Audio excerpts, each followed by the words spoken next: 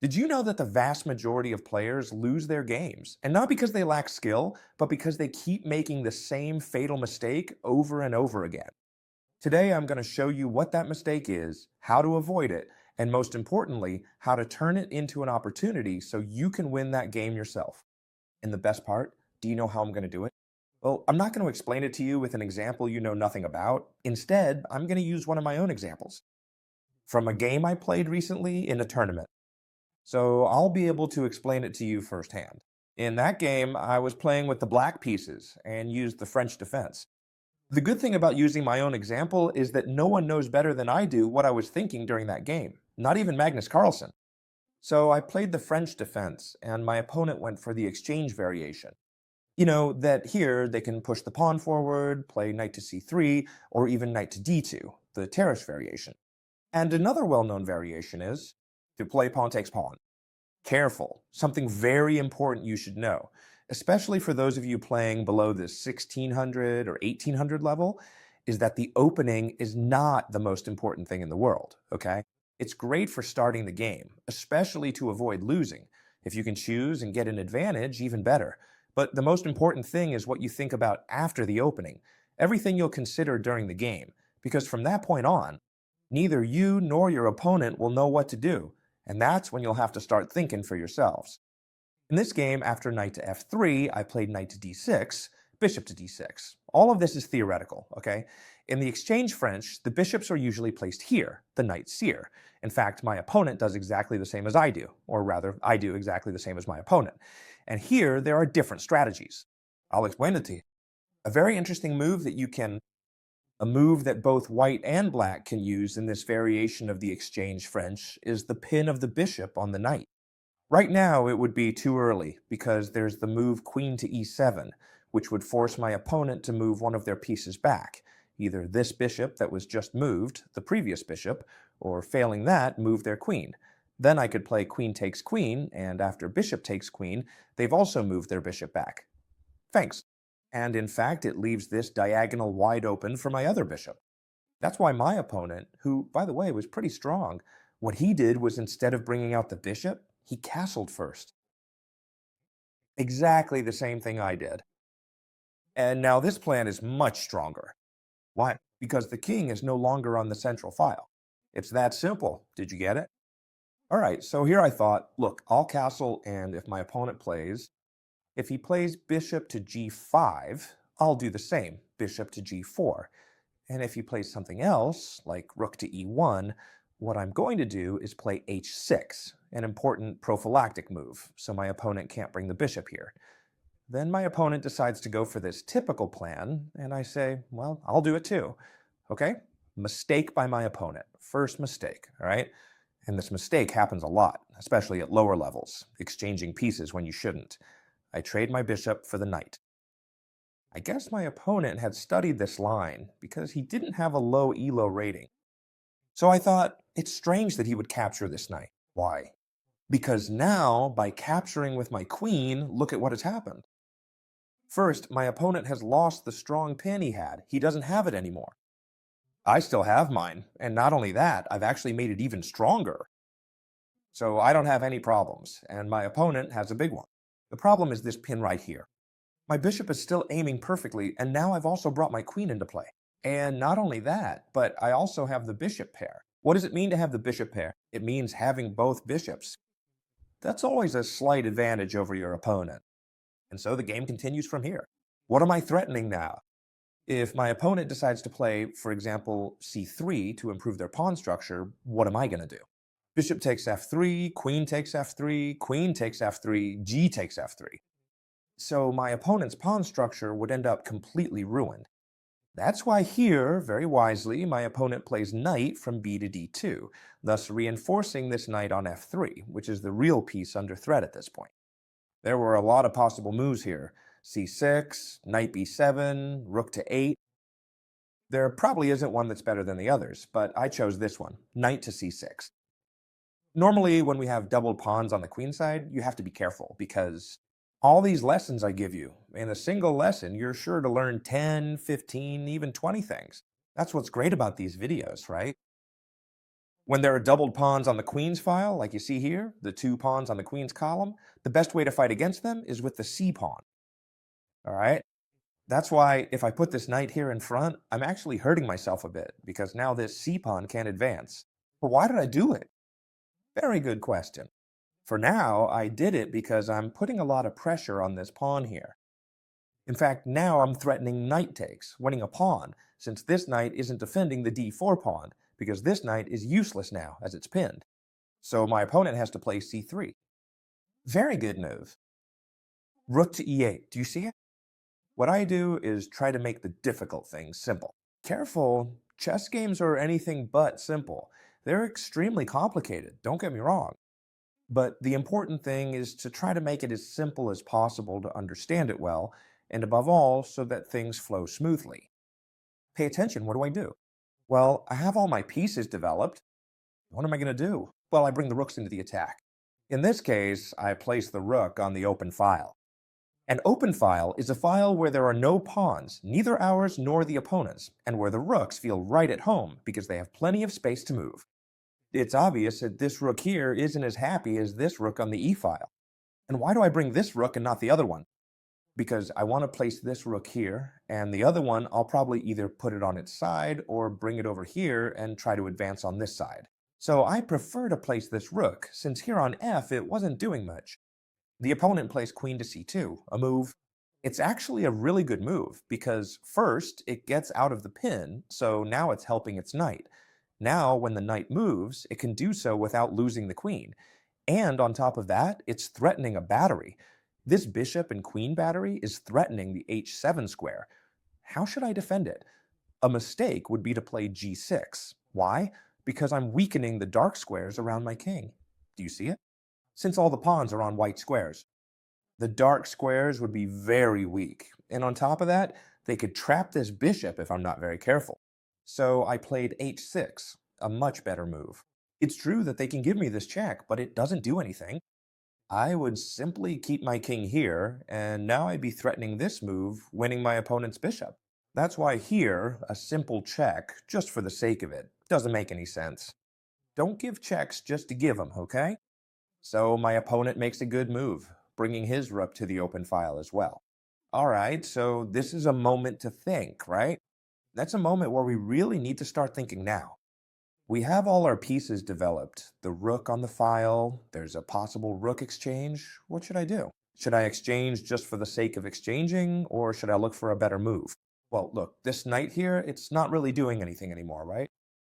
It's threatening a pawn that's well defended, it can't jump here, and it's not doing anything over there. So I reposition it to the e7 square. The great thing about knights is that when they're not doing anything, you can reposition them thanks to their ability to jump. And look what I do. I target here and here. And not only that, but I also free up the c-pawn for the future. You'll see. It's going to be extremely useful for trying to advance on the queen side. That's why my opponent simply plays h3 here. Here I had it to left. I spent a lot of time thinking about going back, but in the end, what I did was stay around here. Why? Let's see if I can provoke my opponent into playing g4 and weakening their king side a bit. But my opponent doesn't fall for that trick, so to speak, and plays queen to b3, threatening this square. Alright, another extremely important point in the game. My opponent is targeting this pawn, and here it's my job to think. Is it a good idea to let them capture it? Well, honestly, capturing it isn't the best idea in the world either, so I could play c6. And if they capture, I could start threatening over here and come in with the rook, opening up lines for myself. But then I say, you know what? I don't want to complicate things, so I'm going to play b6. That way now they can't capture anything, and not only that, but this pawn is also preparing a possible c5, so that it would be defended. So my opponent played a 4 to try to break up this whole structure, and that's the perfect moment to play c5. At this point, I already knew I was in a great position. What does c5 threaten? The answer is obvious. It threatens this, right? Winning a piece. So my opponent has to do something. He captured this pawn for me. And now let's do something. Try to think for yourselves what's better, to capture with the bishop or with the pawn. The answer, which I'll tell you right now, is to capture. With the pawn. Because look, if you capture with the bishop, first of all, you leave yourself with an isolated pawn. What is an isolated pawn? A pawn that doesn't have any fellow pawns on its sides? It's completely alone, and in the endgame it can be a weakness. Also, if I capture with the pawn, look at these two strong pawns I have here in the center of the board. I'm threatening to win a piece again. And not only that, but now these two pawns support each other.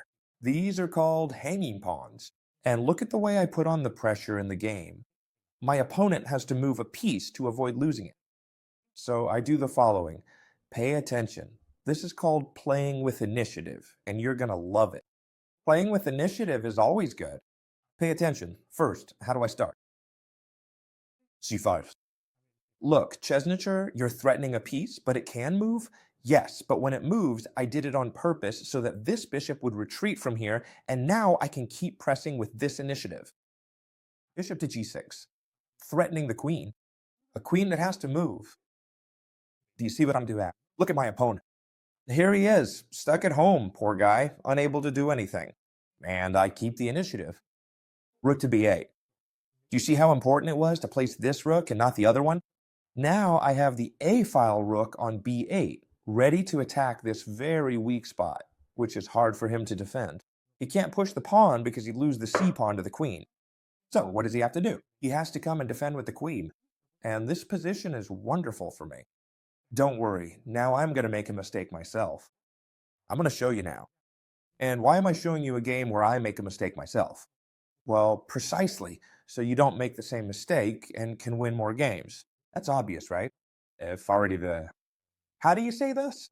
Look, this is very important. If you lose games, people always say, well, when you lose, you'll be able to learn from your defeat. That's true, but if you can learn from mine, it's so much better, right? That way, you don't have to lose yourselves.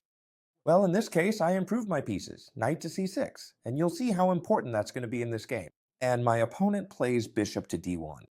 Critical moment. Pause the video if you want, and think about what the best move in this position would be. This is an exercise that, if you do it, will really help you train. If not, don't worry, I'll tell you the answer. Look, and we're also going to practice calculation a bit, because I'm going to explain it without moving the pieces, okay? The idea is that here I have a very good move, which is the one I played. Bishop to d30. This bishop threatens a rook that can't move, so if he puts his bishop in between, I simply capture it. It's free, you see, because I have a bishop and a rook, and he just defends it with his rook. So after bishop to d3, he only has one move to try not to lose that rook, which is rook takes rook, and when I capture, you see it? Now he has an open space to place his rook over here. But what's the problem? Then I take rook for rook, and this knight has to go back, and his pieces will be pushed way back. I'll show you. In the end, avoid losing this rook, the only thing they can do is exchange. Now I exchange. All of this is forced. That's why I calculated it from the start, because all of this is forced, meaning they have no other option. Now, to avoid losing the rook, the only move is to bring the rook here. And sure enough, I exchange the rook. So now, look at how his pieces are, all the way back here, right? Here I had a really good move, which I was considering for a while, which was bishop to h2 check, sacrificing the bishop, because if they capture me, then I would play queen to e5 check, the king would have to go back, and then I take this one with check, threatening here. They could also block with the pawn, but, well, this looked a bit sketchy to me, and I thought, you know what? I'm going to bring the queen into the attack, set up a battery, which threatens checkmate if my opponent isn't careful. Checkmate on the next move, because the king can't escape, you see? And if now my opponent decides to block, which is the right move, with one of the two knights, so that they threaten checkmate and defend the knight that was over here, which is what they did in the game, then I have to think about how to continue. So what I did was add more fuel to the fire. A piece that wasn't doing anything, you see, a knight that wasn't doing anything, I bring it forward. And now my opponent tries. So open up a little space here to get the queen out, and I do the following. I add even more fuel to the fire. Now it's the bishop's turn. I'm threatening a lot of things, looking to exchange pieces and break in. Pay attention to how I do it, because you're going to love it. What does my opponent do? He tries to get in with the queen. Do I care if he gives me this check? Not right now, because I can, for example, play knight takes knight, check. He has to do something. Knight takes knight is forced, because if he takes with the bishop, I would break in here, you see? So he has to take with the knight, and now I play bishop takes knight. If he comes in giving check, I just move away, and nothing happens here. Or I could even block with the bishop. Nothing happens. My opponent first captured this bishop of mine. And now, what did I do? Very important. Key moment of the game. Key moment of the game. If I hadn't captured this bishop, I would have won the game. This knight would have won the game immediately. And this is a typical mistake, right? One that I make and everyone else makes too. I want to get in through here and I eliminate the defender. There was a much better move, okay? Much better. The move was queen to c1. Just so you understand, this move would have given me an advantage of -4, -5. That's huge. Like if I had an extra rook. Why? Because this move is so good. Let me explain. It's really simple. I threaten the bishop and I threaten the pawn. There's no way to defend everything at once. If the queen comes to defend the pawn, I take the bishop. And there's no way to defend both at the same time. So I'm going to take this pawn, then this one, and I'll keep threatening. All right, this move was really good. I miscalculated. First, I calculated capturing. And now queen to c1, check. No worries. I managed to win the game in a way that's going to blow your mind. And you'll be able to use it to win your own games too. But first, I want you to see that it's no big deal. Everyone makes mistakes. Suddenly, now the game is extremely even because my opponent brought the queen over here defended. If I take this pawn, he takes his, and absolutely nothing happens. That's what happened in the game, but don't worry because I won in 3 moves here. I won in 3 moves. But you have to learn. Sometimes it's really not a big deal if you make mistakes. Obviously, we're not machines. And that's exactly what you should do to play to your advantage. I won on the next move. How? Well, with the following move. Pay attention, he's threatening me with the bishop, so I brought my bishop here to provoke my opponent.